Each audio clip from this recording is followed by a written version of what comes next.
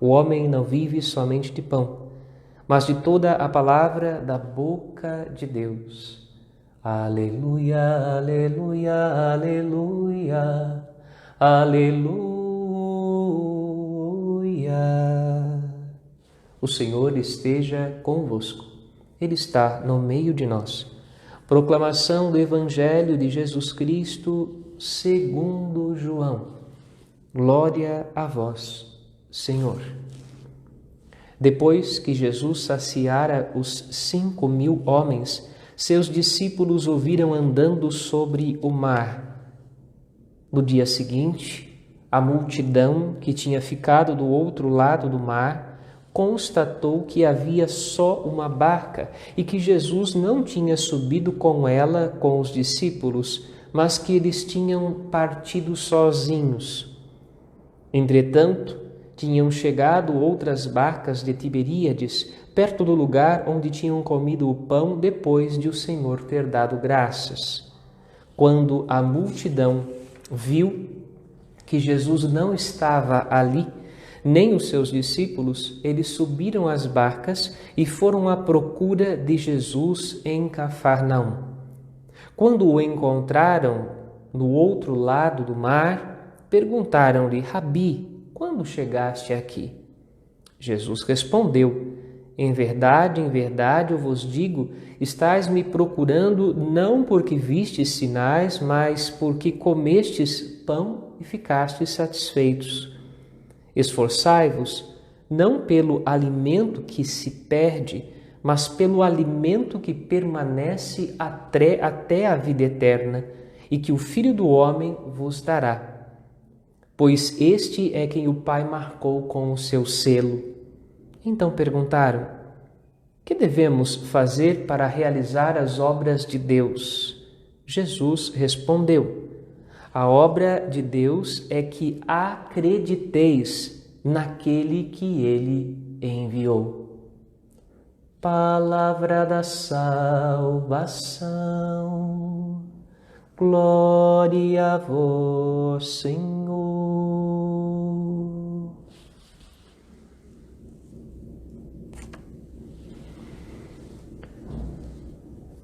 A obra de Deus é que acrediteis naquele que Ele enviou. A obra de Deus, o trabalho de Deus, é fazer despertar a fé no coração da humanidade, fé no nome do seu Filho Jesus. Vale a pena lembrar que o nome de Jesus significa Deus salva. Ele é o Salvador. Seu nome significa salvação. Salvação dos pecados. Quando o anjo do Senhor anunciou a Maria, quando Gabriel anunciou a Maria que ela seria a mãe de Jesus e que ela estava gerando o santo no seu ventre, também Gabriel disse para Maria que ele viria para salvar o seu povo dos seus pecados. Este é o nome do Filho de Deus. Acreditar no Filho de Deus e acreditar no seu nome é reconhecer e abraçar a sua missão salvadora. É desejar ser verdadeiramente um discípulo de Jesus, um discípulo do reino dos céus. Um homem e uma mulher convertidos, tomados de um desejo profundo de a cada dia conhecer melhor a Deus e a sua graça. Ao longo desta semana, a primeira leitura traz para nós o testemunho de Estevão. Estevão leva no seu tempo a palavra, uma palavra forte, pregada com a força do Espírito, ao coração dos homens do seu tempo. E eles violentamente se lançam contra ele. Na semana passada, a primeira leitura nos trazia o testemunho de Pedro e João e o modo como foram perseguidos pelo Sinédrio, o mesmo Sinédrio que com mentiras e com inveja havia se lançado contra Jesus. Nesta semana, nós vamos vendo que Estevão também foi vítima do Sinédrio, mas não só do Sinédrio, porque aqueles que o acusam de maneira mentirosa, caluniosa, na verdade são pessoas do povo que estão incomodados com a sua pregação. E evidentemente, mentindo a respeito de Estevão, o levam em julgamento diante do Sinédrio.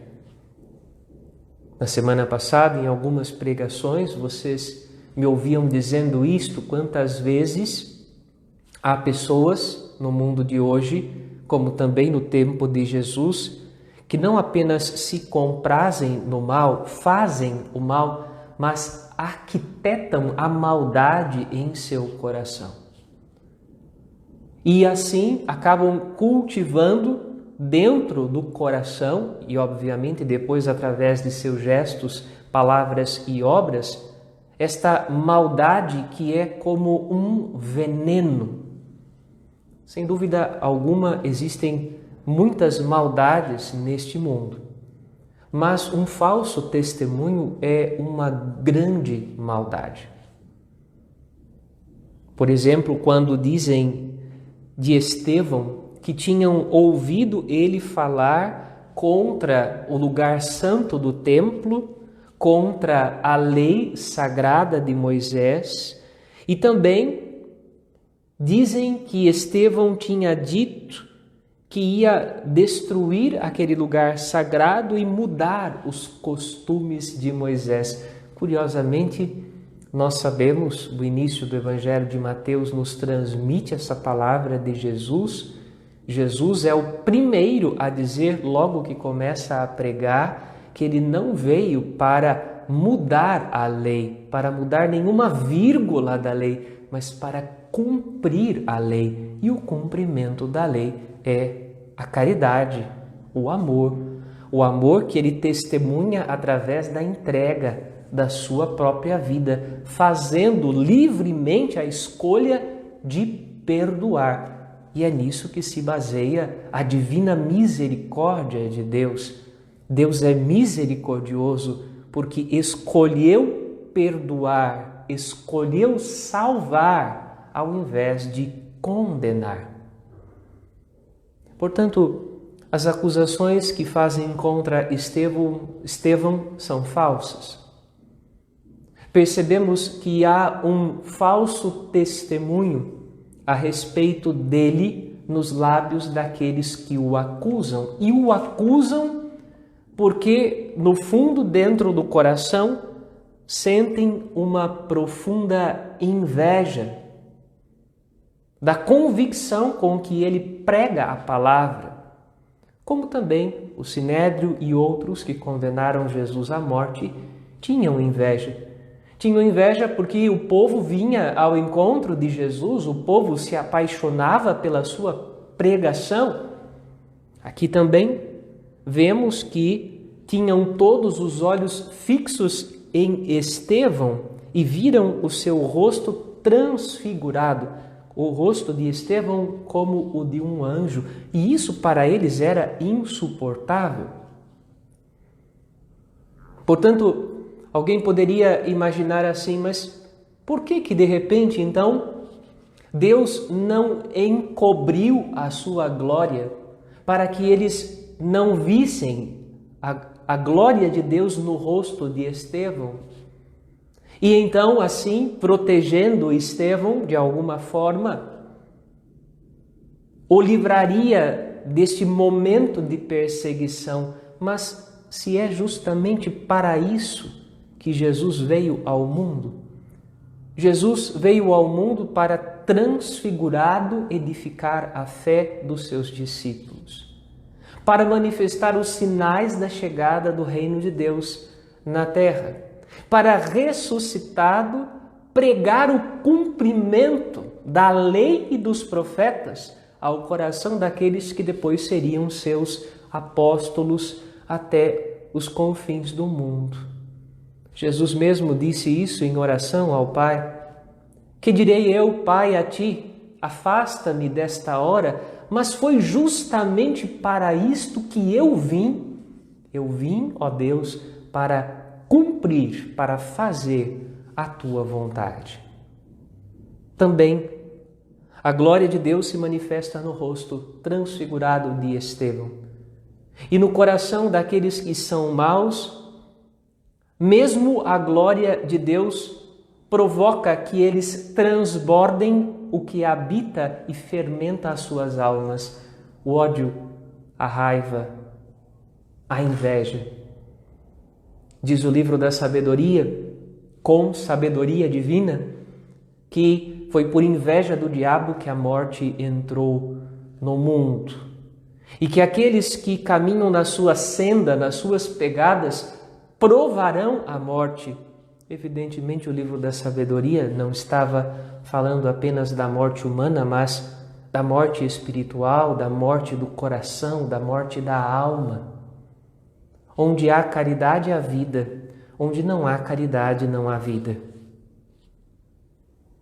Nós estamos vivendo este tempo em que nós estamos lutando pela vida do nosso povo, da nossa gente, da humanidade. Mas do ponto de vista espiritual, não nos pode fugir de diante dos olhos que a vida mais importante é a vida da alma.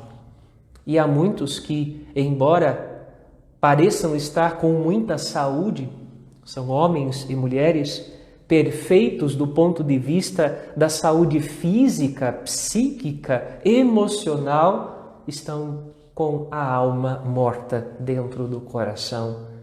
Não há caridade e não há Deus dentro de suas vidas.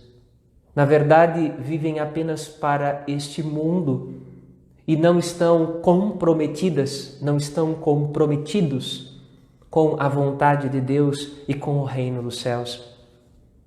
Por isso, então, vale a pena recuperar esta palavra do Salmo que nós recitamos em oração. Feliz é aquele que na lei do Senhor Deus vai progredindo. Progride o homem e a mulher que generosamente abrem de par em par o seu coração para que Deus fecunde suas vidas na fé. Felizes são aqueles que se afastam do mal para experimentarem a visita de Deus quando Ele chega para transformar a nossa vida. No início desta nossa reflexão, a gente lembrava o nome de Jesus e o seu significado. Deus salva. Ele veio para salvar o seu povo dos seus pecados. A obra de Deus, e esta é a obra mais importante para nós que temos fé, a obra de Deus é que acreditemos naquele que Ele enviou, no nome daquele que Ele enviou. A obra do Pai é que acreditemos em Jesus. Por isso, nesta Santa Missa, nós queremos renovar a nossa fé em Jesus, dizendo do fundo do coração: eu creio, Senhor, mas como Tomé, aumenta a minha fé. Eu creio, Senhor, mas é necessário que eu progrida dia a dia para crer com mais firmeza, para amar com maior decisão e entrega, para que a minha esperança seja de fato um caminho reto em direção à vossa santíssima vontade. Que eu não sinta prazer no mal, mas que eu deseje cada dia crescer na tua vontade e fazer com que o meu interior gere vida e vida em abundância. Amém.